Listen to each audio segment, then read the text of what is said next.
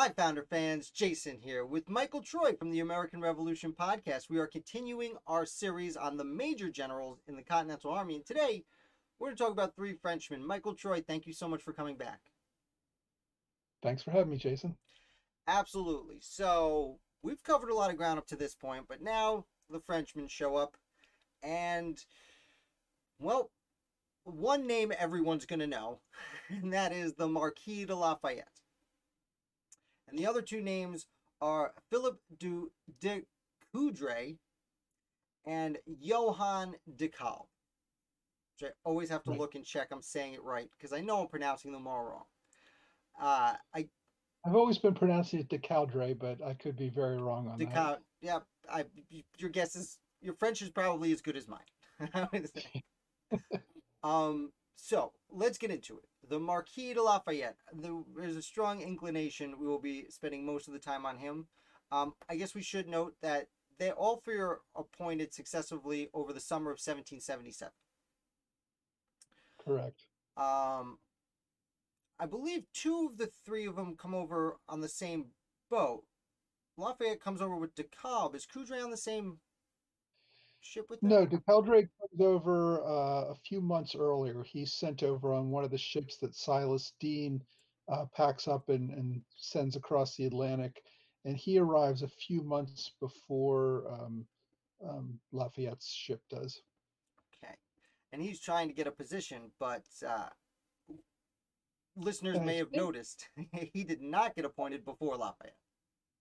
Right. I think De Caldre actually comes over on the same ship as Conway, who we're not talking about because he gets appointed a brigadier at this point. So he's going to be a later major general that we'll get into. Yes, and Conway has quite a story that we will save for a later date. Yeah. Although we've probably gone through it when we were talking about Horatio Gates and Thomas Yeah. Mifflin. So they all come over, and it's interesting. This is a little more difficult because these three men, their stories intertwine a little bit more than the rest of the gentlemen we've discussed. Everyone to this point Yeah. has been from a separate state. These guys are all French. Yeah. I suspect we'll talk about these three men all together as opposed to doing one and then moving to the next because their lives are kind of all intertwined. And Lafayette seems to go, although he's the first one appointed, his life goes well beyond the other two and has a whole second career in the French Revolution. So we'll probably kind of talk about Lafayette and throw in De Caldre and De Kalb as relevant. Well, fair enough. Well, to talk about Lafayette, he is famously very young when this happens. He was an orphan at a young age, but nobility.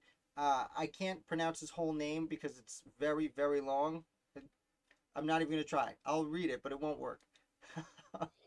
Yeah, Gilbert De Motie is generally his commoner name, so to speak, but he Right. goes by his title, as all lords do. The Marquis is a Fayette is the marquisship that he inherits. But yeah, he is very young. He was born in 1757, so much later than almost all the other generals we're looking at, who were born in the 1720s and 30s usually. Um, he is literally a teenager when he becomes a major general. He's born during the Seven Years' War, and the Seven Years' War is well underway when he's born. His father was a colonel in the French army and was fighting in the Seven Years' War, and in fact was killed before Lafayette was 2 years old. So yes, he was did lose his father at a very young age. One of those interesting Inigo Montoya moments. Uh, the British officer who was responsible for the artillery fire killing Lafayette's father was General William Phillips of the British Army, and he would Phillips would meet his own end at Yorktown under fire that was being commanded by General Lafayette. Look at that. Tie that, and I did not know that. That's a very There fun you go. fact. So Lafayette, as a early teenager still, or mid-teens, he is taken in by an uncle, I believe, if memory serves. Yeah, he is. his father came from a very wealthy and prominent family. His great grandfather, I think, fought in the Hundred Years' War under Joan of Arc. And if you go even further back, some of his ancestors were officers in the Crusades. So he comes from a very old and established military family, and a very wealthy one, who's been rewarded by the king for all their military services over the generation. His mother comes from an even wealthier French family.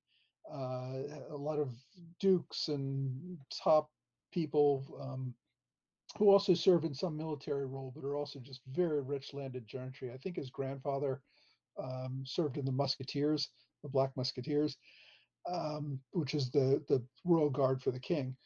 Um, Extremely wealthy family. So, as I said, his father died when he was 2. He was raised by his mother and his grandfather, who was his mother's father. Um, she dies when he's 12 years old, and his grandfather dies, and his uncle dies, all around that same time. So everyone in the family dies, and they all leave their money to Gilbert de Motie, the Marquis de Lafayette. So he becomes, by age 12, he is wealthy beyond avarice. One of the He richest he people in France. he owns most of the region of Brittany. Um, Okay. the income from his lands alone bring him in what would be an inflation adjusted more than $1 million a year, just the income from the lands. So yes, he has more money than any man could ever want, and is kind of taken in to lead the good life. He's brought to court at Versailles, hangs out with King Louis and Marie Antoinette and people like that. He's not particularly happy there. He doesn't enjoy um, being a part of court life. He really is obsessed with the military, and he wants to, follow in his father's footsteps and become a military hero. So And he's pretty early on married off to what I can only really describe as a child bride. but before his grandfather dies, so before Lafayette is even 12 years old, his grandfather arranges for him to marry into yet another fabulously wealthy family. Um, and his grandfather has a friend who's a duke who has this young daughter. So I think Lafayette's like 12, and Adrian, his would-be wife, is like 8 or something. Are engaged. They decide that maybe this is a little too young for the kids to be getting married, so they decide to Maybe. wait a few years, and they finally get married when Lafayette is at the ripe old age of 16 and Adrian is 14. Perfect. What could be better? Um, so 16, that means that puts him what, 3 years out before he actually comes to America. So he's getting married about 1774 ish. So 74, yeah. just before Lexington and Concord, he's 16 years old and getting married. Uh, Yeah. and in that context, why don't we bounce over to the other two guys? By this point, both Ducat De Coudre, now I feel like I'm pronouncing it wrong. Both De Coudre and De Kolb, both are older men. They're I, I don't know their exact ages, but I would imagine they're Yeah, at least in their Caldre was born in 40s. 1738, so he's 20 years older It's than almost Lafayette. 40. Yeah, And De Kalb was in 1721, so he's way old. He's in like his late he's 50s then. much older. Right. So why Yeah. don't we do some of their backstory before we bring all three of them to the United States? As you might guess from Johann De Kolb's name, he was not born in France. He was born in what is today Germany. At the time, it was Prussia. Um, but at a very young age, I think even as a young teenager, he moved to France because he was Catholic, and Catholics did better in France than they did in Prussia.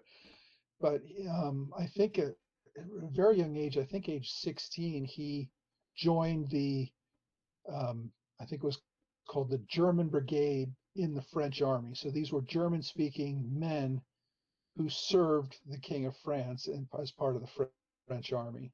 So he was a French officer from the very beginning, and yeah, he served in um, two wars before Lafayette was born. He served in the War of Austrian Succession, and also he was, I think, a general in the 7 Years' War by the time Lafayette was born, I, and I, he was fighting at some fairly high levels, very well respected yeah, officer. I don't believe he actually came to the North America with the 7 Years' War. He was just out. No, he fought in Europe in the Yeah, 7 Years' War. He did not fight in America. most of the important battles were in Europe. We call it the French and Indian War to make it feel special here, but the War of the 7 Years' War was a European war primarily. I mean, not that the fighting in North America and elsewhere in the world didn't count, but come No, the on. main war was in Europe. This is a Europe-centric world at this point. But yeah, De Kalb had a very respectable job. He worked as a quartermaster for the army, um, won a bunch of awards, and was even awarded a baroncy for his services for the king during the 7 Years' War. Right, which always interested me. I didn't realize you could be a baron in France. Is Yep. it like I understand that's a German title, but I guess the French king gave him a German title because that's the polite thing to do? I You got me there. I don't Okay, know I how. don't know either. Anyone listening, leave a comment and let us know how the French gave him a German title. Anyway, I know a baron is usually the lowest level of aristocrat that you can get, but how that works between different countries, I don't right, completely understand. fair enough. Our American bias is showing. Yeah. um. Anyway, and as for De Coudre, whose name now I know I'm saying wrong. It's going to get worse the entire time because I'm in my own head. De Coudre, he also served in several engagements. I believe he was in the 7 Years' War as well. Yeah, he was a little too young for the War of Austrian Succession, but he did serve in the 7 Years' War. Um, he was an engineer and an artillery expert. Um, so he fought with the French artillery, um, and he was very like many top officers, very well connected to the French court. He was actually a tutor for a young boy who would grow up to become King Charles X many years later. So he was, a very, hobnobbing with the top families of France. Okay, and then that leads us to, let's say, 1776 ish. Silas Deane has, at this point, arrived in France. Not Ben Franklin. Silas Deane has arrived in France. And we have two respected officers of the French army and one wealthy child who wants to prove himself in the field. Yeah, a little bit more background before we jump into getting to America. Sure. Um, Lafayette is very young at this point. He's living with his father-in-law, the Duc d'Ayen, Adrian's father, who is a very influential person. And Lafayette, I think at age 15 or something, had been given a lieutenancy in the army, and his father-in-law promised to make him a captain in the cavalry when he turned 18. So in 1776 or 75, Lafayette is a captain in the French cavalry. And of course, he is a very, as we said, wealthy. He's also very well connected into the very best families of France. He gets invited to a dinner, which is actually what gets him all excited about the American Revolution and wanting to join. And the man who piques his interest is probably not the person you'd expect. Do you know who I'm talking about? For Lafayette, Yeah, who piques his interest in the war, yeah. I have a guess because you're being suspicious. I would have said Silas Deane, but now I'm going to guess Arthur Lee. Nope. The Duke of Gloucester, King George III's younger brother. Oh, So oh. King George III's brother comes to France and is doing a European tour or something. Um, and he meets with the Comte de Broglie, who is a top commander in the French army at this time. De Broglie hosts a dinner, and many important officers and a couple not so important officers, like Lafayette, are invited to this dinner. Lafayette's a young captain, he's a teenager, but he comes from an important, prominent family, so he gets invited to these sorts of things. This happens in the summer of 1775. Uh, Word has just arrived in Europe about Lexington and Concord, and de Broglie and the Duke are talking about this stuff and talking about this whole freedom craze that's going on in America. And Lafayette just gets enthralled with it. And the idea of going and fighting for liberty and equality, just, he said, it became an immediate obsession for me after this dinner. Right. Um, the Duke, by the way, is not on good terms with his brother, the King. All the British royalty always hated each other. I think it was a rule. Um, That's how the families Duke do. the Duke married someone who the king didn't approve of, and I think it was after that that the king actually had a law passed in Parliament that no member of his immediate family would be allowed to be married unless he gave his explicit permission first. Which Great. is I don't know if any of you watched The Crown as an issue that came up for Princess Margaret. The law originated with King George III, and it came out of his brother marrying somebody he didn't like. Yeah, it's But funny anyway, so because these guys, Napoleon does the same thing about 30 years later with Betsy Patterson. We had discussed at the event a few weeks ago. Uh, yeah, yeah. yeah, so commonplace. But yeah, so Lafayette at this point, though, he would have been given one of the best educations money could buy in the world. Yeah, although he So was an active military officer, he was attending a military academy right, but for he for probably would have been quite a few familiar years. with Rousseau and Montesquieu and other Enlightenment writers.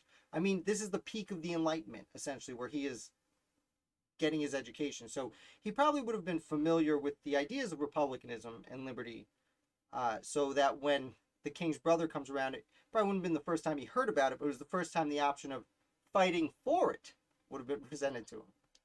Right. The idea of liberty and equality was a popular discussion in this Enlightenment era, but the idea that North America was kind of the hotbed of where these ideas were actually being practiced, I think was what was new to Lafayette. So yeah, he became very interested. And also, both of these men, de Broglie and the Duke of Gloucester, were both Freemasons, and they talked about Freemasonry at this dinner too. And Freemasonry is a very um, leveling influence. In other words, it didn't matter who you were when you became a Freemason, whether you were from a very rich noble family or for the most common family, you kind of came in as equals, and that was so it had a very leveling influence on this stratified society. And Lafayette also found that very fascinating, and very quickly became a Freemason himself. Yeah, you're at the cool kids table. Yeah, It's I believe like that's how Paul Revere got in with some of the more fancy pants founders in Massachusetts, for example. yeah. I strongly suspect it was one of the ties that really tied Lafayette and George Washington together too, because Washington was a very big into Freemasonry. He was I don't know what they call it, a grand poobah of his local lodge. I don't know exactly what the title is, I think it's but he called. was I a think it's Grandmaster. I think it's, grandmaster. Thank you. and I will apologize for Michael, who just probably offended 3 or 4 people who spent a lifetime achieving the position of Grandmaster. My father and brother are both Freemasons, so I love to taunt them about these things all the time. Oh, fair enough. Okay, they're redeemed. As we were just talking about the king and his brother, as long as it's your family members, it's absolutely fine. So yeah, so anyway, Lafayette gets completely obsessed with this, and there's another whole scheme going on in the background that Lafayette doesn't know about, but that is part of what takes him to America. And that is the Comte de Broglie, who I just talked about. He's, as I said, he's like head of the army or chief of staff or some really kind of high up position within the army. He gets the idea that the Americans can't possibly prosecute this war on their own. They just don't have the talent or experience or innate ability that a aristocrat would or something. So he decides that he wants to try to convince the Americans to let him become the commander of the Continental Army, and that France will supply all the top generals and they will lead these American rabble against the British and win the war.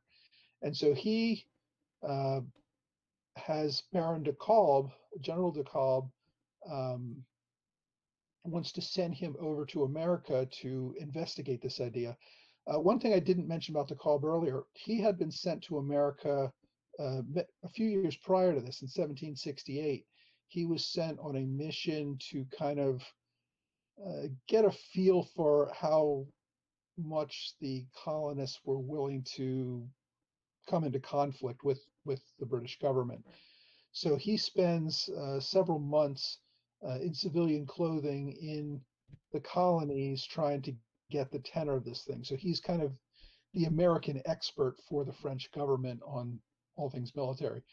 So the Comte de Broglie wants to send a Kolb to America to see if they can investigate this idea of having the French essentially take over the army.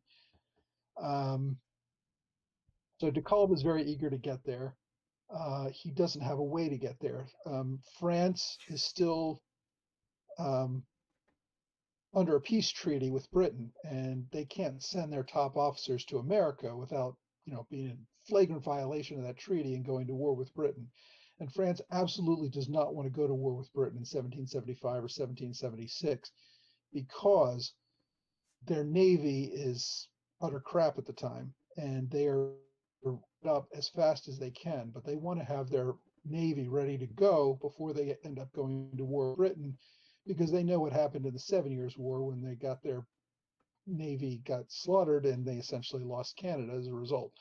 So they really want to be prepared before they go to war, and they don't want to get drawn into this war prematurely.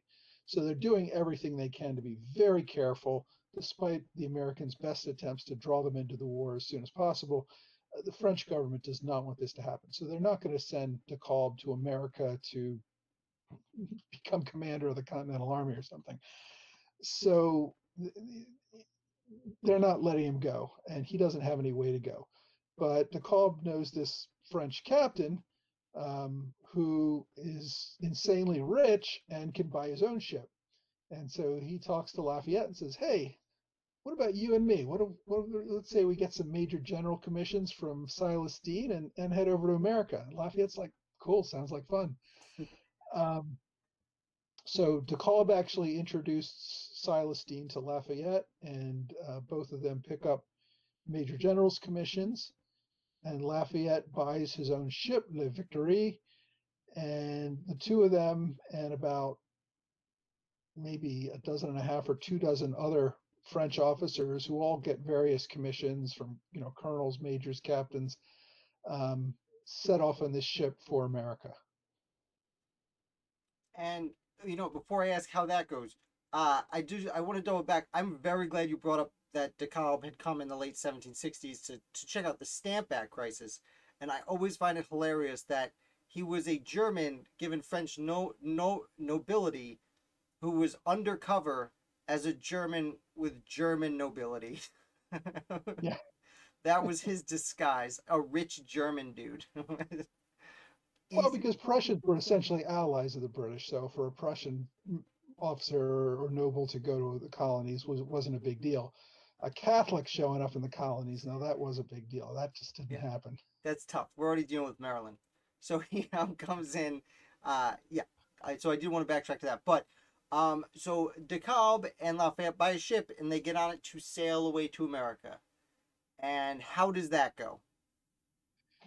Yeah, I don't know how much detail you want to get into, but they make several attempts. They try to sail. They sail to Spain to do some stuff, and they keep getting called back.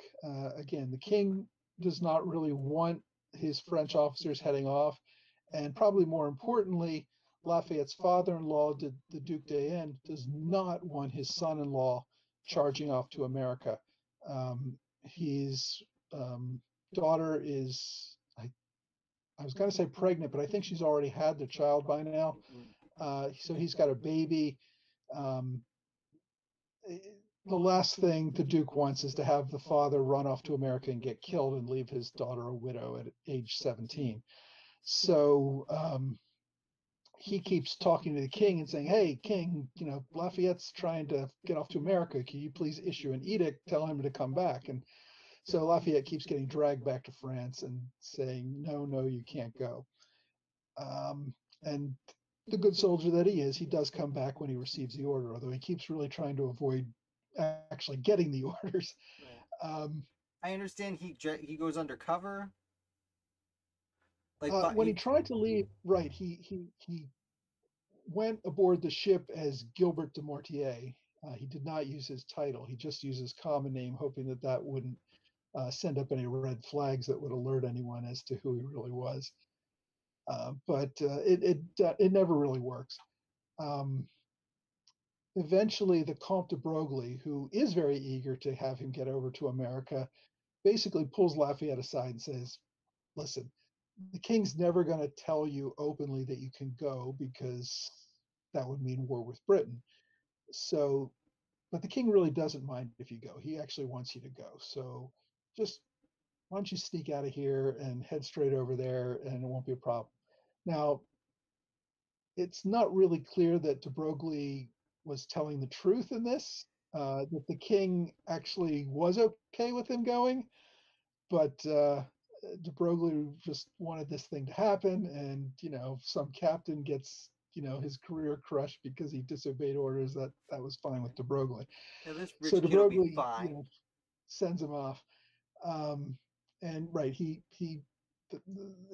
and these other officers board a ship. There's actually another major general, de Monroy, who also joins the crew, and they all head off on Le Victory to head for America. And normally, French ships would head to a French colony in the West Indies, an island colony, and then make a dash for America. Um, Lafayette opts not to do that because he's afraid that if he goes to Haiti or Martinique or something, he'll get there and there'll be a message waiting from his father-in-law saying, King says you have to come home. Sorry. So he doesn't want to get that message. So they just head straight to America, And which is kind of risky. And so they want to avoid all the major ports like, Philadelphia or Boston, because they could very easily get intercepted. So they end up landing in rural South Carolina. and De Coudre is already here. As we said, he came over a few months earlier. Right. De Coudre came over on a ship that Silas Deane started a partnership with Pierre de Beaumarchais, who is a famous French playwright. Some of you may know The Barber of Seville or some of his other plays that he's written. Um, they De Beaumarchais, I don't want to get too off track here, but Beaumarchais used to work for a French arms dealer and really knew the trade well. In fact, some people suspect that Beaumarchais and this French arms dealer were actually gay lovers, but um, but he did know how to do covert arms trades and stuff like that. And there's a very good evidence that it wasn't just Beaumarchais putting this together on his own. The French government wanted Beaumarchais to serve as kind of a covert front for the French funneling arms to the Americans in a very covert way that wouldn't get them drawn into this war with France. So the French Foreign Minister Vergennes was organizing all this. He gave like 1 million livres to Beaumarchais, and actually got Spain also to give 1 million livres to Beaumarchais to kind of fund this trading company called Rodriguez Hortalez and Company. Um, This and revolutionary what they were going to insurgency. do is they were going to run around and buy all this arms and ammunition in Europe and then just ship it over to America. And Silas Deane was his partner, and they were going to do this. Unfortunately, it never really seemed to work out very well, and they were also giving out commissions to people like de Coudre to go over and become generals. Um, as much as they tried to keep everything a secret, they never seemed to be able to. And part of the problem is that Britain had a really good spy network in France, and pretty much nothing ever got past them. Right. And so the British ambassador in France, Lord Stormont, was always running to Versailles saying, "Did you know that there's three ships in port that are loaded up with arms and gunpowder that you're about to send over to British colonies to shoot at British troops? Do you really want to do this?" And Vergennes would have to be shocked that there was arms dealing going on and put a stop to it. Well, So sorry to interrupt, but their spy network was run. The top guy was, I think, it was Edward Bancroft is his name. And yeah, he was both Silas Dean's, and then when Franklin shows up, secretary. He was secretary to the American delegation to France. So right, yeah. that's how And they knew literally everything that was going on. he was one of many spies Oh, in the American certainly, commissioners. certainly, but he was the Um, most inside. I mean, he was there taking notes for Ben Franklin and then just oh sending yeah, them to England. London would sometimes officials in London would sometimes be aware of what was going on before officials in Paris knew what was going on, and certainly well before people in Philadelphia knew what was going on. So yeah, Great. it was crazy. So Um, Coudre. So Coudroy, so corduroy. anyway, De Coudre gets on several ships, and he actually gets on one that gets away, and he's on his way across the Atlantic. And then De Coudre orders them to turn the ship around and go back to France because um, basically the ship was packed as a complete mess. I don't want to get into too much details, but when you pack a ship, everything has to be tied down properly because the ship starts rolling back and forth. If it's not tied down properly, all the stuff that's in the hold can just get pushed over to the side and it'll literally capsize the ship. So it really is a danger if it's not packaged and battened down properly.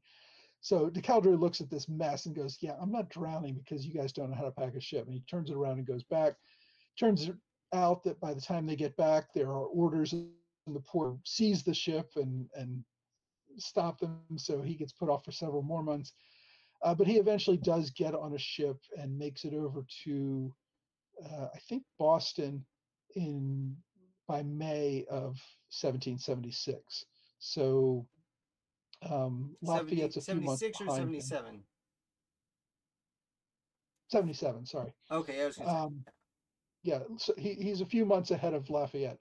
And as I said, I think he comes over with General Conway, who is also a British officer, although he was born in Ireland, so Yeah. you might guess from A his name. French officer. Sorry to correct you. You said British. He's a French What did I officer. say? Oh gosh, he I he knew would what you have my meant. head if I said Yeah. that. He hated Britain. Yeah. But yeah, he was an Irish Catholic, and you know how Irish Catholics were treated by the British in this time period. So as a young teenager, he went to Britain and joined he went to France and joined the French You're army. really If I tied could to it. Okay. learn my country here, because he wanted to fight badly. So anyway, again, we'll get to Conway again in a They few come weeks here, but over. Coudroy ends up going to Philadelphia trying to get a commission and yeah, doesn't. yeah, the reception that these officers receive is not exactly what they had hoped. Part of the problem is that there are already two French officers in the Continental Army, two French generals. They're both brigadiers. Um, one is Dubourg, and the other, oh, what's his name? Uh, Not the Fauntleroy. Oh, Oh, this is going to drive me crazy. I don't know. I'm clicking all the wrong buttons over here. I know I have it. Hold, please. Holding pattern. Dubourg and I got the list here. What's his name? Oh, it's bugging me. Oh, He's a brigadier. not Wodke. Oh, that he was German. What he was German. Right. Oh, this bugs me. Oh, it's such a long list. There's like 60 guys were brigadier generals in the Continental Army. Yeah, Uh, I know there's way too many. Fermoy. De Fermoy, thank you. Oh my Yes. gosh, couldn't remember Found that. it. I found it. Nailed it. Um, America. Both Dubourg and De Fermoy were just horrible generals. Um, De Fermoy was given his first real command at the Battle of Trenton in the end of 1776. Um, uh, yeah. Um, he was facing the British, who were under the command of Cornwallis when the reinforcements were coming down to retake Trenton. And his job was to slow the column so that the main American army would have time to set up their entrenchments and defenses within Trenton. Um, De Fermoy sees the British column ahead of him, and he turns his horse around and spurs it and takes off at a full gallop, leaving his entire battalion there by themselves, and he just runs away. What a guy. Fortunately, his second in command, Colonel Edward Hand, takes command and does a very effective holding action against the British. And Hand will eventually get his own generalship as a result of that and some other things that he does. Yeah, he ends up going out But to Pennsylvania, the Pittsburgh. yeah, the point is, De Fermoy was an embarrassment, and they were like, okay, if this is what French officers are, no thanks. Um, the other problem was that many of the Americans were just outraged that these Frenchies were going to come. You got to remember, the British colonists hated the French for generations. They just, you know, it's kind of like we think of the Russians today. It's just they're kind of been our age-old enemy for quite a few generations. And if you had a Russian officer who wanted to come over and take command of an American army because, you know, say we were fighting together for some reason, it just wouldn't feel right, you know? Right, and then he ran away, and another one comes along. Yeah. So Excuse me. so anyway, they just don't want all these French officers. And there's actually, when De Coudre submits his credentials, which, you know, he has a thing from Silas Deane basically saying, yes, you can be a major general in the Continental Army. And he was an artillery officer, and he wanted to become the head of the artillery. Henry Knox was not keen on that idea. He had basically built the artillery Yeah, division single-handedly. I mean, he went out and collected his cannons and brought them to the Continental Army and made himself the artillery commander for the Continental Army, and have been doing it for a year now quite successfully, thank you. right. And really, I'm going to have to turn over my command to some French officer who says he can do a better job? No, thank you. So Knox threatens to resign. Nathaniel Greene threatens to resign. General Sullivan threatens to resign. They do not want these French officers coming in over top of them. So Congress is sitting here trying to figure out what to do with people like De Coudre and Conway and um, all that. And then these three other would-be generals show up at their front door: Lafayette, De Kolb, and De Moret, saying, "Oh, by the way, yeah, Silas Deane said we could be major generals too, please. Um, where's our army to command?" So yeah, Congress is like, no, wait, what the heck's going on here? Silas Deane cannot just be handing out people to, you know, take over the entire command of our army. Right. I mean, they Um, had said he could, but maybe it was a bad idea. he had some authority to write commissions, but you know, come on, four major generals Yeah, just major randomly showing generals. up, Yeah. and one of them, you know, is this like 18-year-old French captain. Really, you're going to make him a major general? But, Um, so so that doesn't go sweet. Congress essentially Congress essentially says thanks, but no thanks. Right. Now, We don't need you. We don't want you. Why don't you go home? now, of all these people, it is the child that gets the commission first. It seems he has a bit of a chance run-in with one George Washington. Well, he makes his case straight to Congress, and it's a very compelling one. His big selling point is, I'll work for free. You don't have to pay me. Generals are very expensive. Not only will I not accept a salary, but I'm going to have a staff of aides de camp and assistants and adjutants and all that stuff. I will pay for all of them. You don't have to pay any of that. So, you know, I'm here. I love America and freedom and equality, and I want to fight for it, and it's not going to cost you a cent. To a bunch of people who are saying, well, we just made a currency that doesn't work. Yeah. We don't have any Um, money. That sounds pretty nice. so Congress always likes a bargain, but I think also more importantly is they knew that um, Lafayette was very well connected to some of the best French families in America. And so making him a part of this would probably help to seal the deal of a French alliance, which the Americans were desperate to get. Yeah, and on So the flip side, sorry to interrupt, but on the flip side, sending him home to get in trouble for leaving in the first place would have turned him and all his political power as he grew up against America. right, you gotta Like he could have been a have much worse political support. enemy than he was now. As good as he was as an ally, he could have been significantly worse as an enemy. Right. So they agree to make him a general, and I'm making little air quotes there because although he gets a commission as a major general, he ends up serving as an aide de camp on Washington's staff. So he's really serving alongside colonels like John Lawrence and Alexander Hamilton. So he's basically doing the work of a colonel, even though he has the title of major general. Yeah. But they decide that Lafayette can get in. They also let General Conway in as a brigadier a little before this time, and Conway passed one of the other tests that they held against most of the French generals, which was that Conway knew how to speak English.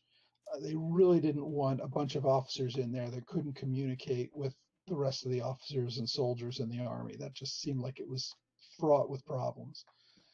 So, So um, Uh, so a few things happen about this time. If we stick with Lafayette for a second, what I was referring to with Washington is Washington comes to Philadelphia about this time to meet with Congress in general. I believe is where they first meet, and Washington is a yes. little hesitant to have a child in such a powerful position. um, but Well, Washington, they get along swimmingly. Washington, yeah, it was almost. I've heard it described as love at first sight. Washington and Lafayette got on well immediately. Washington had come to Philadelphia on other business. He was introduced to Major General Lafayette, who had gotten his commission by this time, and Washington needed to figure out what to do with him. And the two men went on a tour of the city defenses that night of Philadelphia, got to talking, and many have described the relationship between Washington and Lafayette as that of a father and son. That they bonded on that level. That Lafayette was not coming in as this arrogant, brash officer who was going to tell the Americans what to do, which probably could be said of some of the other French generals that wanted commissions. He was coming in to, you know, sit at the knee of the great man and learn all that he could about freedom and liberty and fighting war from Washington. All the other And Frenchmen Washington just loved it. Yeah. Right. All the other Frenchmen came in. All the other Frenchmen came and said, "Here's what we should do." And Lafayette came in and said, "What can I do for you? What do you need? Right. Yeah, Basically, yeah. anything I can do, just tell me." And that's of course, a gross summation, but essentially what happened. Now Lafayette goes to war from here, but we still have our other two future major generals who are also in Philadelphia and not major generals yet. De Coudre and who's again, sorry I'm mispronouncing his name. It's how Kolb. my mouth works. De Coudre and De Kolb. Right. Right. And also De Moret is also waiting for his major generalship. Um, so, yeah, you have these three major generals all waiting for their commissions that they were promised in Paris. And Congress is not really sure what to do with them. They end up giving De Coudre um, a position as which they just make up just for him. It's called Inspector General of Artillery. So he's not given command of the artillery, which seems to satisfy Knox, at least to the point where he doesn't resign. But he's basically put in a position where he can give his sage advice on how artillery should work to the commander. Commander Knox, and the two men will have to find a way to work together on all this.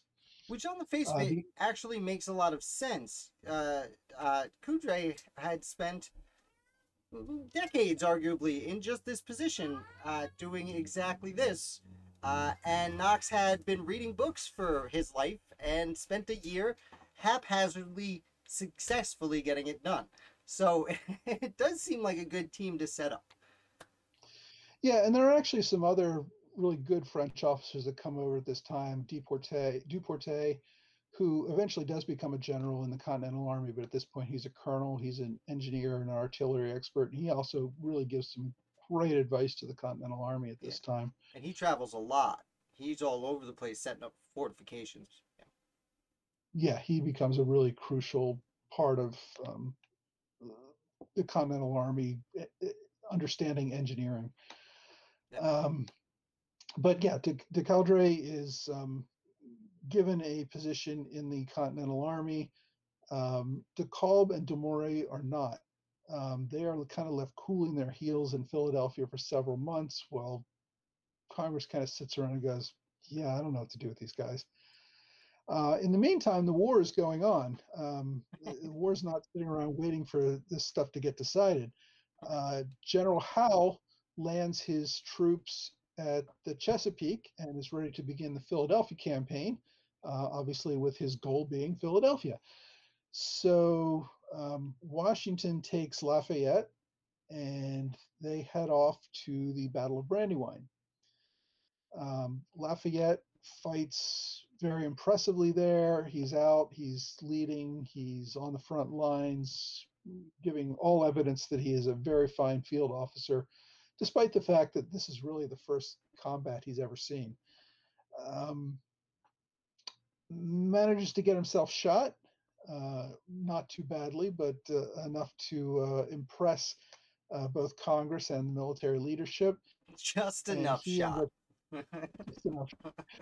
He ends up being sent to a hospital in Pennsylvania for the next couple of months to recuperate. General De Coudre is also on his way to Brandywine to offer his sage advice.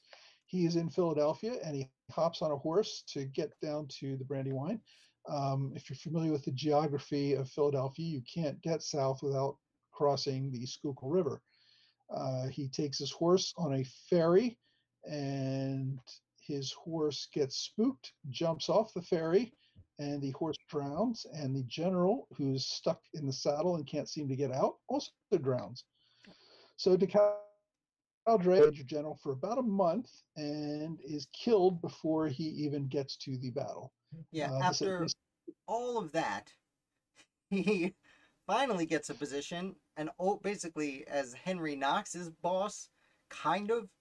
And then his horse decides he's had enough. And like you said, it's less than a month after all this. September 11th, actually. We all know what that date means in American history. It also means that Coudre's short tenure with the Continental Army came to a horrifying conclusion. Of all the deaths that occurred during the Revolutionary War, having your horse pull you into a pretty deep river has to be pretty high up on the list. I just see him going on, his head going into the water going, this sucks. Yeah, Come on. Yeah, okay. So we went from sad to making it a joke. That's okay. We like comedy here. Keep things light. It's been 200 years. We're allowed to laugh. Yeah, he's over it. So 4 days later. Oh, I'm sorry. Yeah, I was going to say, so Lafayette is out of commission in the hospital, and De Coudre is dead. So they have some more space for some French officers, and they actually decide that they will give De Kolb a commission as a major general as well. Right now, De Motie, who I keep mentioning and who you notice isn't on any of our lists, never does get a commission, and he ends up getting sent back to France. Sorry, not sorry. Sorry, De Motie. We should probably go back a bit on De Kolb, though, because he not only threatens to leave, he packs up his belongings and leaves. The main thing that kept him around in Philadelphia as long as it was he was trying to get Congress to pay for his return trip to France. He's like, dude, I came all the way over here at my own expense, At Lafayette's being promised the expense. commission, and you're going to tell me no, Yeah. and now you expect me to pay my own way home again? Yeah. Come on. I just want to So note it wasn't at his own expense. It was at Lafayette's expense. well, yeah, it wasn't at Congress's expense though. Um, but yeah, so And didn't he? I feel like I remember in your episode on him, you were saying that he wanted his. He not only wanted to be a major general. Maybe I'm getting ahead of myself, but he wanted his wife to receive any pension he might if he dies. yeah, he put a few conditions on the appointment and the end, and one of them was that he may be made more senior than to Lafayette, because remember, Lafayette has seniority over him if he's appointed at this time. Right.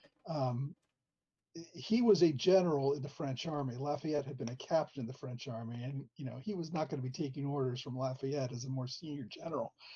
So Right. that was one thing he wanted. He did wanted some pay requirements, and that his wife would be given a pension if he was killed in the service of the Continental Army.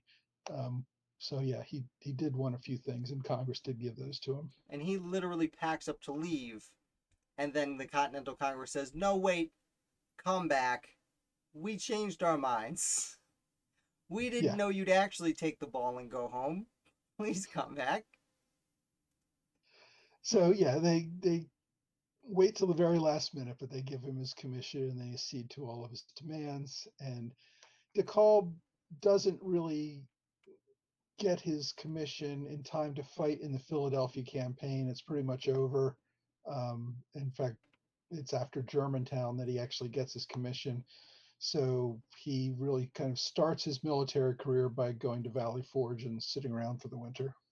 Right. And did he evacuate Philadelphia with the Continental Congress, or does he end up going to Valley Forge?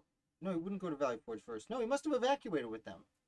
I'm not sure that he was in Philadelphia at the time the British attacked. I think he was in Bethlehem, which is where Lafayette was convalescing.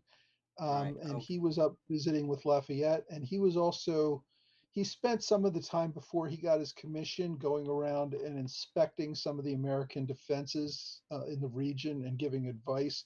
So he wasn't just sitting in the city doing nothing. I think that was one of the other reasons Congress had a lot of respect for him, that he was showing his value as an officer before he was even given a commission. Which he certainly had. Oh, absolutely. Yeah. So he does get the commission. As you said, goes to Valley Forge. That is pretty famous for what what doesn't happen there, which is eating and wearing clothes. What does happen there is Baron von Steuben or Steuben, again another name I get yelled at for every time I say it. Von Steuben comes back and trains the army. The more famous Baron of Valley Forge. Right. Von Steuben is another foreign officer who we'll get to at some point. But We'll get to another point. Let's not even get into it. Yeah. So Valley Forge goes by and they start campaigning in 1778. So let's talk about Coudroy's done. So let's talk about De Kolb and Lafayette throughout the remainder of the war itself. Yeah, so as I said, Lafayette was basically serving as an aide de camp to Washington, and Lafayette was not happy with that. He was a major general. He's not a colonel. He should be a division commander.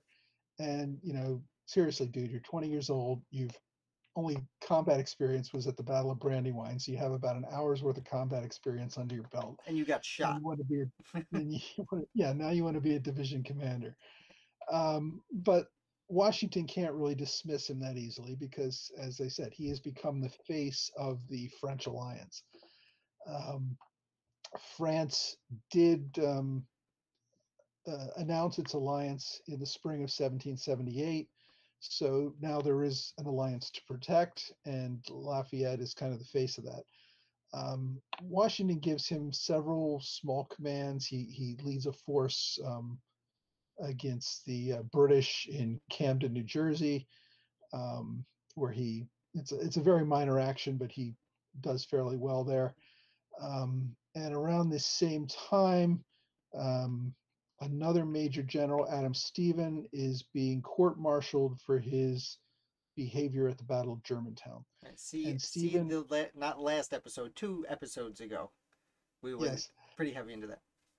Stephen got dismissed from the army, as you'll recall, and so there happens to be a division available now, and Washington decides to give that division to General Lafayette. And one of the first missions he sends Lafayette on is um, to take a forward action against the British in Philadelphia. And Lafayette actually crosses the Schuylkill River. So he's in what would today be part of the city of Philadelphia, but then Philadelphia, of course, was much smaller. So he's actually a few miles away from British occupied Philadelphia. And he sets up a camp on a place called Barron Hill. And this is right about the time that General Howe is being sent home. And right before they go, they get word that Lafayette is in the area with a few thousand men. And so the British literally take the entire British army in Philadelphia, like 15,000 men, march them all out to Barron Hill with the idea that they're going to capture Lafayette and bring him home as a prize to Philadelphia, this French boy general. Lafayette has no chance of winning. He's horribly outnumbered, but he does manage to escape, and he manages to escape with most of his army intact and get back across the river. So that was considered a success. Unfortunately, much of his escape was due in thanks to a small company of Oneida Indians who were pretty well wiped out at this battle, but they gave their all to save General Lafayette, and they succeeded, and Lafayette gets back. So yeah, that's kind of his first major command, and you know, his one notable success is not being killed or captured. Right. Well, an organized retreat in the face of overwhelming numbers is a success. Yeah, and what Lafayette really does in this time is not show his ability in the battlefield. He shows his loyalty to General Washington. Um, we're in the middle of the Conway Cabal at Valley Forge, and the Americans are not trying, thinking about replacing General Washington with the hero of Saratoga, General Gates. And they make Horatio Gates the commander of the Board of War, and they're doing all these things to essentially insult Washington and see if they can just get him to resign and go away. And Lafayette really strongly comes to General Washington's defense, and he essentially tells Congress that if they dismiss Washington, they're putting at risk the French alliance. Right. I don't know that he had the authority to say anything like that, but he did, and it did scare some people. And he one of the things that the Board of War does, this is Horatio Gates's new outfit, which is he's kind of using as a political tool to replace Washington. They start setting the strategic decisions for the coming year's campaign. And one of the things they decide to do is they're going to go up and capture Quebec, since that was such a success the year before. And they're going to put Lafayette in command of this assault on Quebec because, hey, Quebec's all French people. We'll put a French general in command, and all the Quebecois will rally around Lafayette's flag and join the American cause. What could possibly go wrong? The campaign is a complete disaster. It never even gets started.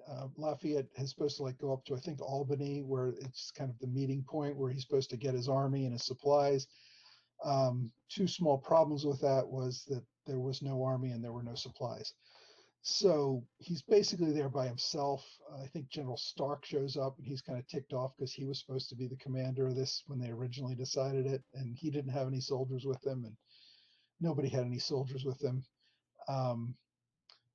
So it's a complete mess. And I think Conway was supposed to be the second in command of this thing. And Lafayette says, no, I don't want Conway. I want De Kolb to be my second in command. And it's this whole fuss, but because they never had any supplies or any men to make this a reality, the thing falls apart before it even gets started. And Lafayette returns back to Valley Forge and says, "Yeah, this was just a complete waste of time."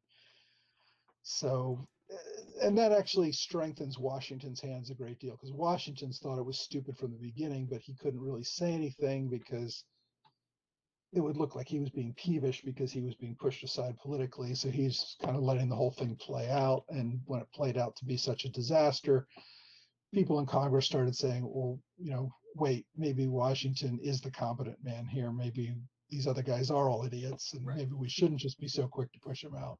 Right. So it all worked out very well for General Washington, and he has Lafayette to kind of thank for that. And we should note, speaking of Valley Forge, and we mentioned von Steuben before, Lafayette was one of the main translators for Steuben, because Lafayette also Steuben spoke German and a little bit of French, and Lafayette spoke French and a little bit of English, and he wasn't the only translator. There were several people who did it, but Lafayette really helped organize the army alongside von Steuben. He was part of that, but I think Lawrence and Hamilton were actually more involved in that because they spoke English better than Lafayette, and they both spoke French fluently. Fair enough. Just wanted to throw him in there as part of it. But yeah, no, he was part of the whole deal in Valley Forge, and again, kind of bonded even further with Washington during that whole time period. Lafayette was then given command of the division that was going to chase after the British after the evacuation. And being command of the lead force that was going to take, ended up being the Battle of, I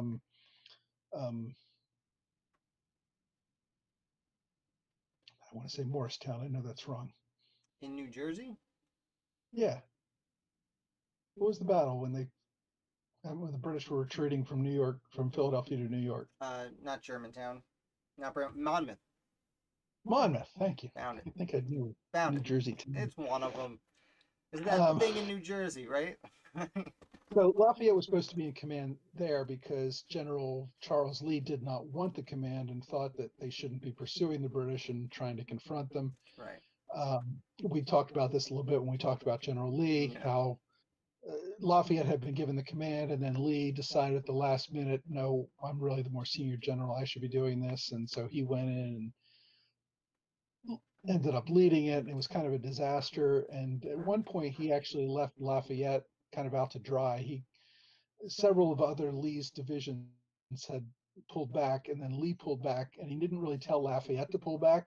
So Lafayette was like with 1,000 guys facing the entire British army on the battlefield. Fortunately, he realized it in time to get the hell out of there, but Lee really left him out to dry on that one. Another strategic retreat in the face of the entire British army. Yeah. So,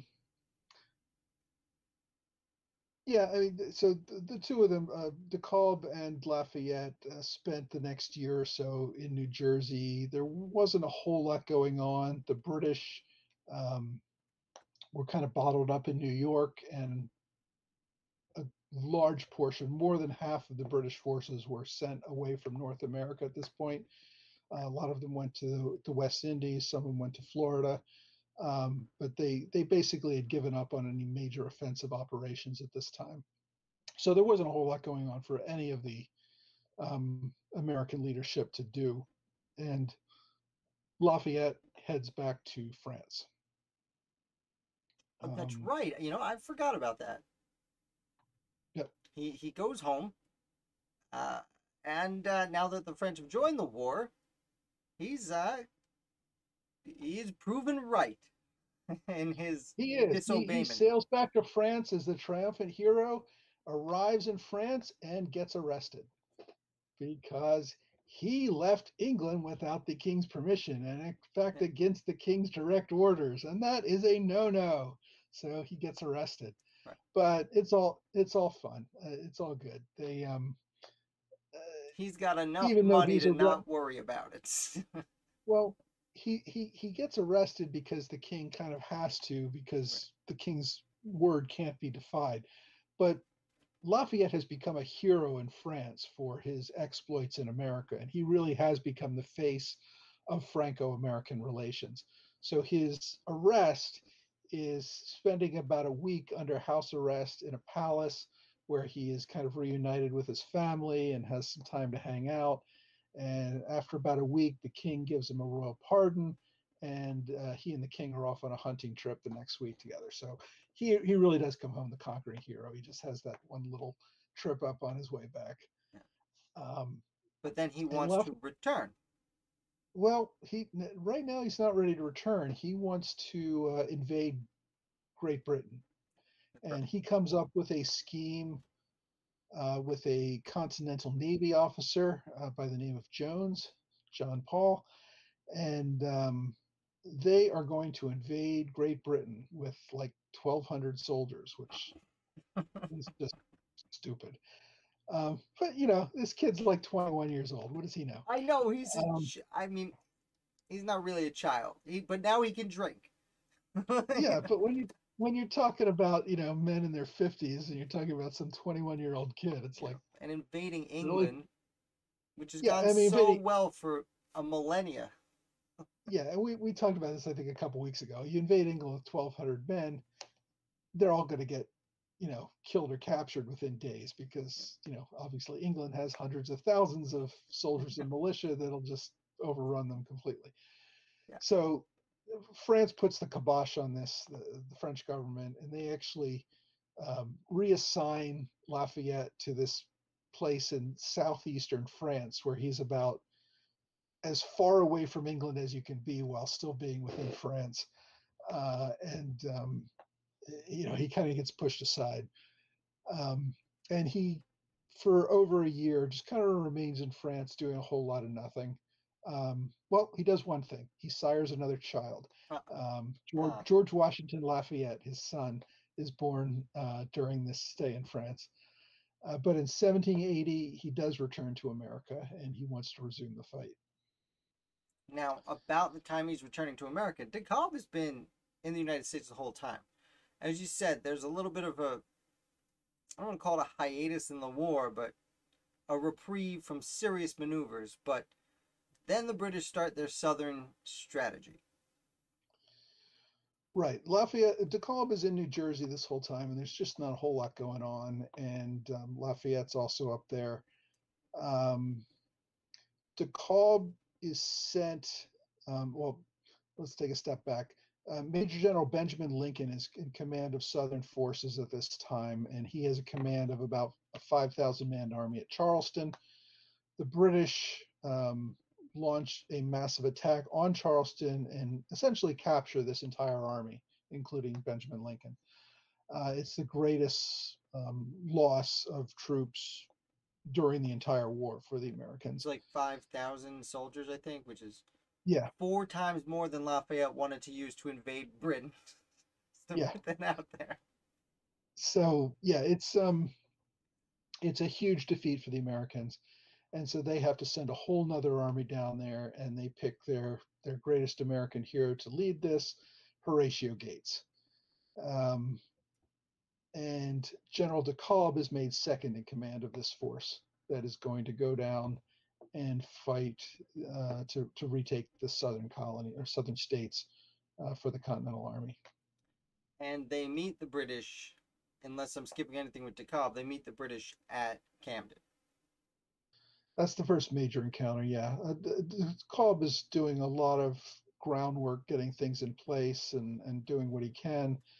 He has a lot of disagreements with General Gates, but he tries to be the good soldier, the good assistant, and follow his commander's orders. Um, Seems like everyone who knew what they were doing had a lot of disagreements with Horatio Gates. they did, and often with good reason. Horatio Gates fights the Battle of Camden. Actually, De Kalb does more fighting than Gates does because Gates doesn't actually go near a battlefield when he fights. He likes to issue orders from several miles behind the battlefield. Um, De Kalb puts up a great defense, but he has a horse shot out from under him. is caught under his horse, and several British soldiers rush him. He takes multiple shots and bayonet wounds, and is very badly wounded. He does manage to survive, um, and is taken off the field and meets with General Cornwallis, who says something to the effect of, I'm not sorry that we defeated you, but I'm sorry that you were so grievously wounded, or something to that effect. Um, and actually really gives the general some top medical care. But unfortunately, top medical care in the 18th century is not always the tops. And General De Kolb does die a few days after the Battle of Camden. And he's buried in South Carolina. That's correct. And to skip ahead a few years, there's another famous quote of George Washington makes it down there and goes to De Kolb's grave and has kind words for him. I can't remember his exact quote, but certainly has something along the lines of, "So this is the famous De Kolb," or something like that.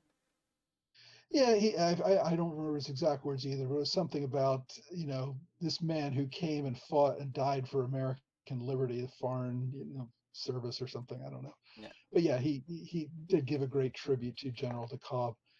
So Meanwhile, that is the death of two of the three Frenchmen who first came over and became generals in the army. Two of the three do not survive the war.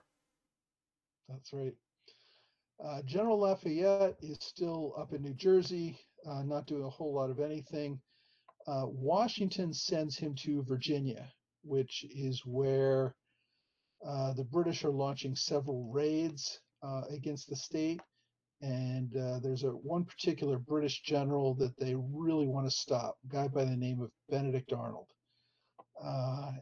They have orders to hang him on sight if he is captured. Can I interrupt for a second? I believe Lafayette Yeah. was there with Washington when the treason happened.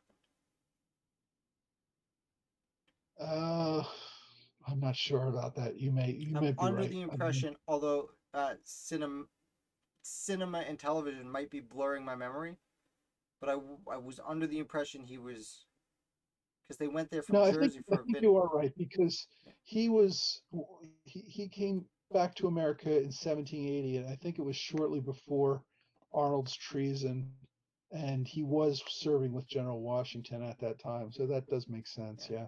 But either way, so Benedict Arnold's turned around, and now he's coming for Virginia, and they send Lafayette. Yeah, and Lafayette's actually kind of disappointed in this command, because it is kind of seen as a backwater. The main action is happening down in Camden and in and around New York City, where Washington is with the main army. So Lafayette's kind of sent off on this little side trip that he doesn't think is going to be a very big deal. But it is an independent command, and he does it and does what he can with it. While he is in Virginia, the main British army that was in the Carolinas starts moving north, and all of a sudden Lafayette is confronting General Cornwallis and the main army in the south in Virginia, and he kind of joins up with the rest of the Southern Army that at this point is under the command of Nathaniel Greene, and Lafayette and Greene force Cornwallis into an area in eastern Virginia known as Yorktown. And it's at that point when the French Navy show up and the rest of the Continental Army under General Washington move down from the south. And finally, they've got Cornwallis's army pinned down at Yorktown. And so Lafayette is part of the final major battle against the British Army and the victory at Yorktown. And that's that. The war has ended unofficially at that point. And after taking all these, call them hostages, they're taking the sword of Cornwallis, the main body of the army moves north. But so what happens with Lafayette from here? I'll be honest. I don't know a lot about the mid-1780s in Washington's life. A few months after Yorktown, this is the end of 1781, Lafayette returns to France. He's actually back in France by like January or February of 1782. So So he leaves right away. yeah, he doesn't spend a lot of time in America And after that the would have been the battle. last time he's ever seen George Washington. No, last time during the war. Do, does he return during the 1780s? Yeah. So Oh, yeah, I'm sorry. Lafayette goes back to France. He is actually promoted to be a general in the French army, and which is pretty impressive because remember he left as a captain, so he passes right over major, lieutenant colonel, colonel, and becomes a general. He is a hero in France, well loved, well respected. Um, um, oh, and actually, no, he gets promoted to major general, so he actually bumps past brigadier as well. Um, in 1784, he returns to America, Oh, okay. and he visits with Washington and a number of other uh, key leaders. And as I said, Lafayette has really become the face of the Franco-American alliance, and so he's kind of playing into that whole thing. But he's only in America for a relatively short time, a few months, maybe a year. Um, Returns to France, and things are starting to heat up in France at this point. Um, That's right. People are No, not my happy. knowledge of Lafayette jumps from 1781 to 1789. Pretty much. Lafayette is an important voice for reform in France before the revolution begins. Um, the king calls what's known as an assembly of notables in 1787, where they're just going to work out all these problems in France. And they bring in the three estates, the nobles, the commoners, and the clergy, and they're going to, rebuild the whole system in a great way. And so Lafayette is part of this assembly of notables, and he comes in as one of the aristocracy, and really becomes the voice of reform for the nobles. Does not get very far, as most of the nobles don't really think giving power to the commoners is a great idea. Um, but he is well respected. He becomes the head of the Paris National Guard. Um, and this is kind of the beginning of a difficult time for Lafayette, because the aristocracy see him as kind of a dangerous revolutionary, and the revolutionaries kind of see him as a dangerous aristocrat. He's friends with So the he king. really doesn't fit in with either side. And just to note, so the Paris National Guard kind of makes him like chief of police for Paris. It's his job Yeah, to he's kind of maintain order. right. He's the head of security for the city, essentially. Right. So when Um, the French Revolution breaks out about this time, he's the one who's supposed to stop the violence. yeah, and yeah, it doesn't go particularly well, because, as I said, neither side really trusts him and wants to follow him. The king is arrested during the revolution and is kind of put under house arrest, and he's put under Lafayette's care. Lafayette is supposed to watch him, and at one point, the royal family famously tries to escape to Austria. Lafayette captures them and brings them back, um, which brings him criticism again from both sides. The nobles are kind of upset that he captured them and brought them back, and the revolutionaries are saying, "Well, why did you let him go in the first place?" Um, so Right, which you think he would have been a moderate. You would assume Lafayette would be a moderate voice in all this, as someone who was friends with the aristocracy and a member of it, but also had fought for liberty and wanted to make these reforms. And as a hero to the nation, you would think he would have been the guy. But that is the opposite of what seems to have happened here. he was a moderate, and he was the voice of reason, and he was the middle ground. Unfortunately, both sides were running as far from the middle ground as they could get. The left was running as far as they could to the left, the right was running as far as they could to the right, and anybody that was in the center was seen as part of the other side. So yeah, he does not do very well. He is serving as a military officer in the French army during this time, and of course Austria goes to war with France, In 1792, Lafayette's fighting there. He's actually captured and becomes a prisoner of the Austrian army during this time. Um, I, the French Revolution is kind of um, Tricky. the French revolutionary leadership sees the failure of French generals as being akin to treason. It's not like, oh, you did your best and you lost. It's if you failed, you must be a counter-revolutionary. You must be against us or in some way. Right. So Well, this Lafayette is being captured in battle did not particularly go over well with him with the this is revolution. during the Reign of Terror, where you do anything wrong and you're beheaded. Yes. So everyone's And lost the plot, and reason is out the window. fortunately for Lafayette's son, he was out of the country at this time. He had gone over to America. Lafayette was in Austria, but his wife and his two daughters were thrown in prison and were sentenced to be executed by guillotine. And it was only the intervention of American officials in Paris that they were spared. Um, his wife's mother and sister did lose their heads during the Reign of Terror, so this was, it really could have happened. Um, Instead, Adrian and his two daughters were allowed to join him in prison in Austria. Prison for military officers, again, is not like, a really bad situation. He Right. has an apartment and all that. So, yeah, he's basically living in confinement in Austria during this Well, most difficult time of the war. so I do want to Um, throw out here that there were certain people calling for George Washington to step in and try and help Lafayette, because at this point, George Washington is president of the United States. And he is kind of famously siding more with Britain than with France at the time.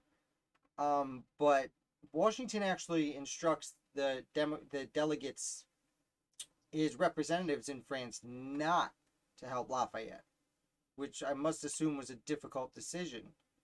Um, and additionally, there was an attempt to break him out. The gentleman named Francis Kinlock, who, as a boy, when Lafayette first came over to South Carolina, when he first got to the United States, it was Francis Kinlock's dad that hosted Lafayette his first night in America. And 20 years later, almost, Francis Kinlock finds himself in Paris and tries to organize an escape that goes horribly wrong. I understand actually Lafayette's confinement got a little more, how do you say, not tenuous, but confining. confining after that. Yeah. Uh, so I always Yeah, want to throw that out there is like, even though official United States policy was don't help this man, there were Americans in France who were like, no, we're gonna do what we can. yeah, he was actually threatened with execution several times, and um, occasionally some American diplomats and some others. Lafayette actually tried to play his citizenship card at one point. He had been given honorary citizenship in the United States, and he tried to, when he was captured by the Austrians, say he was a U.S. citizen and should be released right away so he could go to America. Yeah. The Austrians were like, yeah, no, you were a general in the French army. You're a prisoner of war. Sorry, bud. Yeah. Well. Um, but yeah, he tries to make his way through the revolution as best he can. And things really don't get better until Napoleon takes command of France. And at that point, Napoleon reins in the radical elements of the French Revolution and tries to put France back on track, um, similar to the way it was under the monarchy, only with him playing the role as monarch. But he brings back he brings back Lafayette. Lafayette had had all of his lands confiscated by the revolutionary government.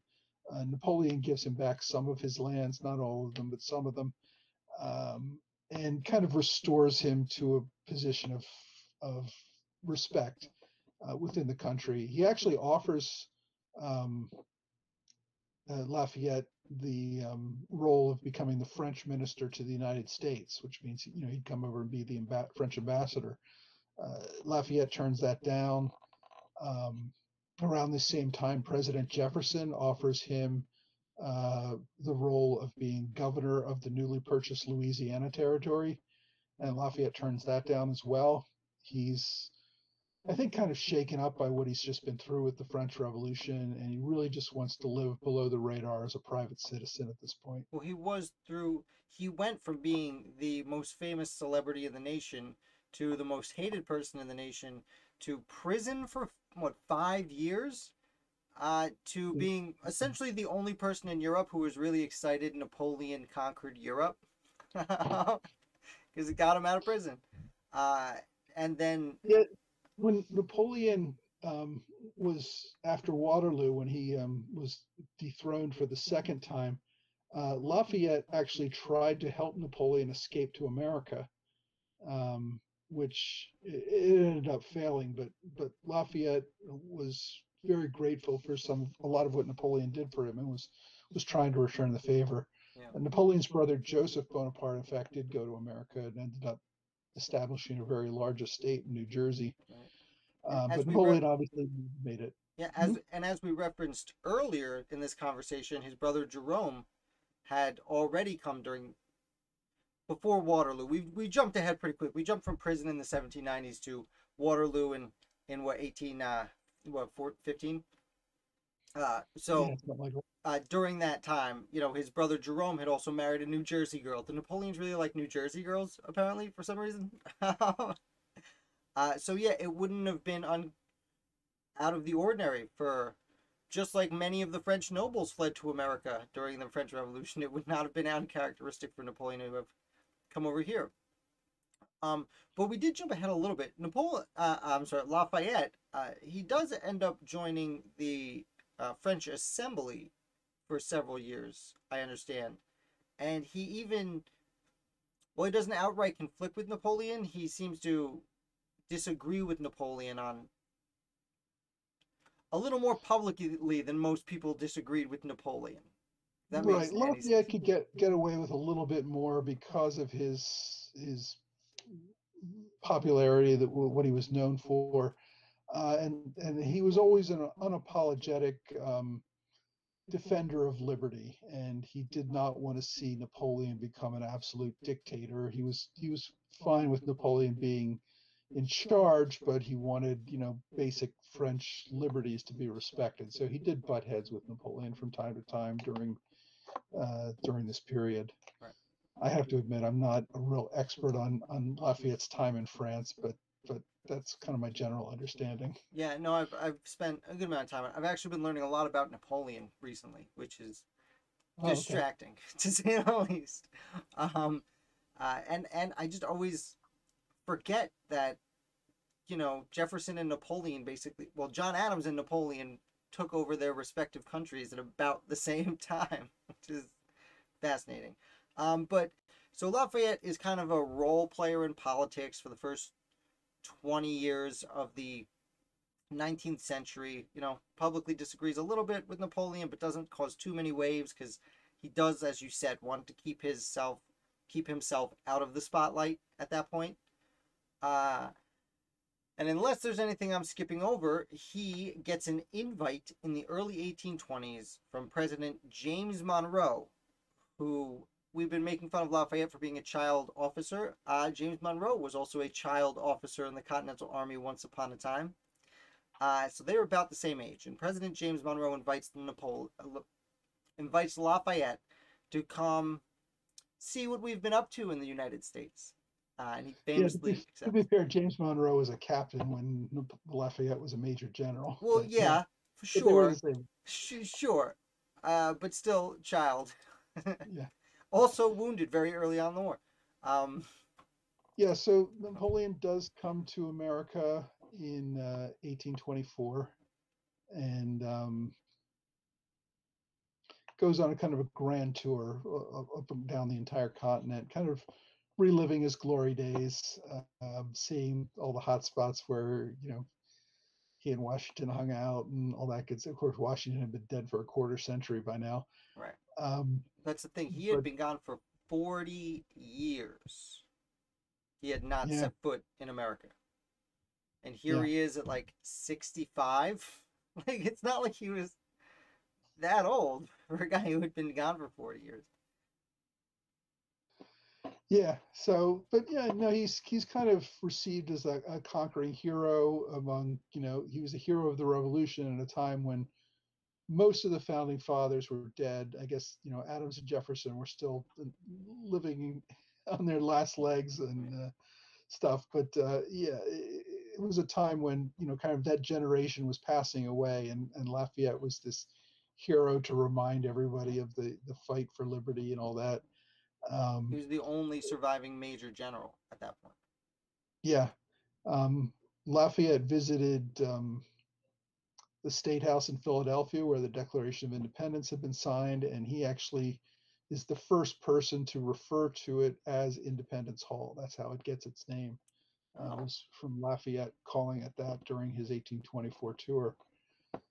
So yeah, he definitely leaves his mark. Yeah, and so I always reference Lafayette's reunion tour as the end of the American Revolution, or the end of the American founding. Uh, you know, he went to every state. At that point, Mississippi had become a state, Kentucky, Tennessee, Ohio. Like, there were all these new states. He goes to, I believe, every state. Takes a nice year and a half tour, and like he would come to your like I live in a small town in upstate New York, and there is a sign right in the middle of town. This is where General Lafayette stopped on his tour. And so people, it's my town was founded in 1794. It was very small, but even in the smallest towns, you could come out and see General Lafayette and wave goodbye to him when he went away and literally say goodbye to the American Revolution. And on top of that, he comes in for James Monroe, who fought in the Revolutionary War and was an inaugural United States senator and had been made the Louisiana like a legitimate founder, whatever anyone says. James Monroe is a legitimate American founder. And then by the time Lafayette leaves, Monroe's out and John Quincy Adams is in, who's literally the son of a founder. Yes. Granted, Although John Quincy John Adams Quincy actually Adams did some did stuff. work during the Revolution, No, but I know, he was a kid. He's actually younger than Lafayette, and he's doing stuff during the Revolution. I know, Um, but so I don't really count John Quincy as a founder, but he was one of the most important foreign diplomats during the Washington administration. So like right. he was, but it's like same thing with Andrew Jackson. Andrew Jackson was the first representative from Tennessee during the Washington administration. He's like there, but like he's got his own age. There's a whole age of Jackson. Like, Yeah, and yeah, Jackson actually was he was literally a child during the Revolution, but he was actually captured by the British at one point. So he right, had his own little role in the American Revolution. But you're right. When you're talking about John Quincy Adams and Andrew Jackson, you're really talking about the next generation of American leadership right, beyond the founders. yeah. And so this was kind of Lafayette meeting with that next generation. He actually did meet with both John Quincy Adams and Andrew Jackson during his tour. That was something that few men could do because those men usually didn't talk to anyone who talked to the other guy. They really just hated each other Right. Well, at he that shows point. up just in time for the great, not compromise, the great, the corrupt Corrupt bargain. bargain. Yeah. Right. So, like, this is a very trying time in the United States. So, there is one party, the Democratic Republicans. James Monroe had just run unopposed for his second term. Like, I like to let that sink in. Like, George Washington won unanimously. James Monroe ran unopposed. And somehow, in 4 years later, there are four guys within the same party, and it's so divisive that here comes a unifying figure in Lafayette to cheer everyone up. Yeah, I mean, Jackson and Quincy Adams just hated each other, and it was because Jackson won the most votes, but he did not have a majority of electoral votes, so it went to the House of Representatives, and Henry Clay, who was another candidate, ended up throwing all his support behind John Quincy Adams. John Quincy Adams becomes president, and then he appoints Henry Clay Secretary of State. And so all that Jackson supporters started screaming, "Corrupt bargain! That you must have made this deal to give your votes to Adams so you could become Secretary of State." So And yeah, Jackson Adams just did not get along at all. Yeah, and Secretary of State was usually next in line at that point. Jefferson had been Secretary of State, Madison had been Secretary of State, Monroe had been Secretary of State, and John Quincy Adams had been Secretary of State. So being Secretary of State was the jumping point to be president on deck. Right. Henry Clay was putting himself on deck to be president, but Andrew Jackson was having none of it. And 4 years later, he would, of course, run back and roll over everyone and start the age of Jackson. And while that is a bit out of our purview, Lafayette does live to see that. And then Lafayette, he returns to France, of course, and then he still lives a few more years, if I'm not mistaken. Does he? Yeah, he's still really active in French politics after he returns. This is the time of the Bourbon Restoration. The Bourbon is the family of kings that had ruled France for many generations, and they are restored after Napoleon leaves. And Lafayette is very opposed to this. He wants to see a constitutional monarchy, and the Bourbons really want to restore an absolute monarchy. In other words, Lafayette's okay with the king, but he has to kind of be bound by certain restrictions to protect the freedom and liberty of all Frenchmen.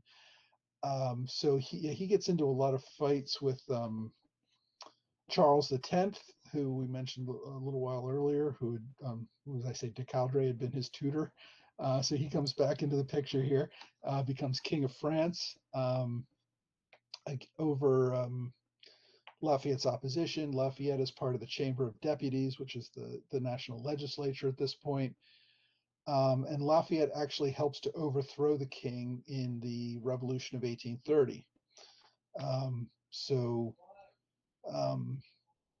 Lafayette is still a national hero at that point when he throws his weight behind the protesters who are in the streets of Paris at that point. It really, brings the end of King Charles's reign. And Lafayette is very big on getting Louis Philippe as the next king. He actually takes the title King of the French because apparently King of France has become offensive at this point. But Louis Philippe is going to be the new king of the French, and Lafayette supports him. Louis Philippe had promised to introduce all of these reforms and create this liberal constitutional monarchy that Lafayette dreamed of. When Louis Philippe kind of reneges on all those promises and really just starts being king, Lafayette quickly becomes an opponent of his, and so Lafayette is still very active in the how France is being governed and who's ruling it and all that. He becomes very influential. But it's actually during Louis Philippe's reign that Napoleon finally succumbs to old age in 1834. Yeah, Lafayette, not Napoleon. I keep saying that. That's all right. Because I kept doing it before. Yeah, Lafayette passes away in 1834.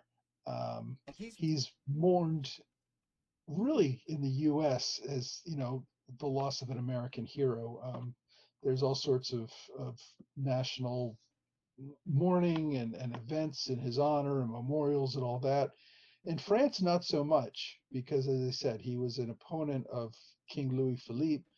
Louis Philippe refuses to allow a public funeral for Lafayette. He's given a military funeral and buried.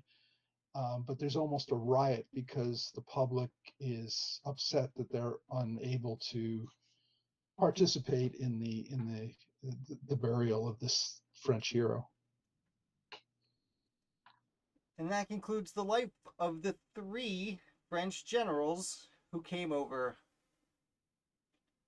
decades before, half a century before Lafayette passed away. Who was it? Coudre, whose name I say wrong.